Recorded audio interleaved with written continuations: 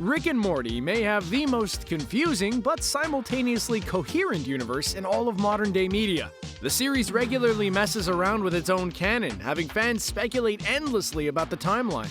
However, a consistent thematic thread throughout the series is the relationships of its characters. And among this, perhaps the single greatest enigma in this existential science fiction nightmare is, of course, the relationship of Beth and Jerry. So in this video, we'll be taking a dive on how the original Beth and Jerry from the Cronenberg dimension could return in the next season of Rick and Morty. Ah yes, the episode that changed everything, both literally and figuratively. Of course, we're referring to the Season 1 episode, Rick Potion number 9. After the world had been overrun by Cronenbergs, it had caused irreparable damage to that timeline. Rick figured the only solution was to dimension hop to a near-identical universe where he and Morty would replace their counterparts after their unfortunate demise. From that point forward, the entire cast of characters, save for Rick and Morty themselves, would be from this new universe, and Morty would have to live with the fact that this version of his family isn't the true one he knew. However, we of course learn that the original Beth, Jerry, and Summer had survived and became badass feral hunters. Or, like Summer would refer to them, the Hunger Games versions. Morty takes Summer to his old dimension to show the outcome of Rick's adventures and what they leave behind. They definitely live much more of a simple life, to put it lightly. This is the last we see of them as well, as they're frozen by the Council of Ricks, but not killed. Seeing as how the show casually disposes of Ricks and Mortys on a regular basis, it's kind of a big deal that they survived. This may be an indication that Harmon and Roiland left it open for a return to this dimension down the line.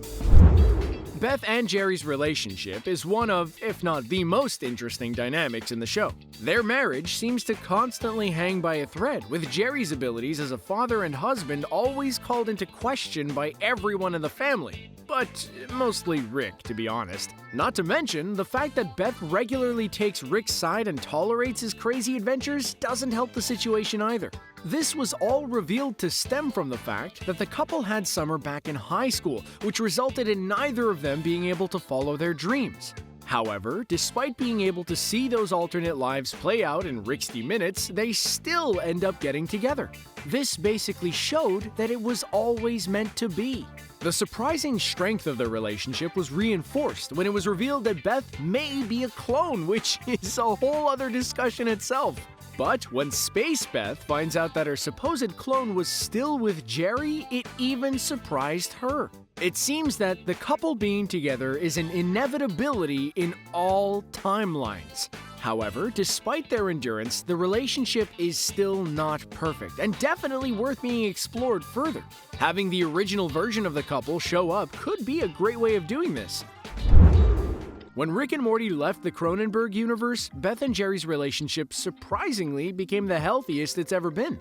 In the post-credit scene of that episode, Beth even straight up admits that because the two are gone, she's finally happy. Jerry also starts to take charge, as it's revealed that living under those post-apocalyptic circumstances caused him to really man up as the family patriarch and suddenly gained a newfound instinct of badassery.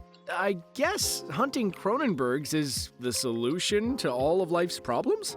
Seeing as the main version of Jerry constantly grapples with feeling useless and undervalued in the family, having him witness this alternate reality could come as both a good or bad realization, depending on how you look at it. Of course, seeing a manly version of himself could show Jerry that he has what it takes to become the father and husband he wants to be.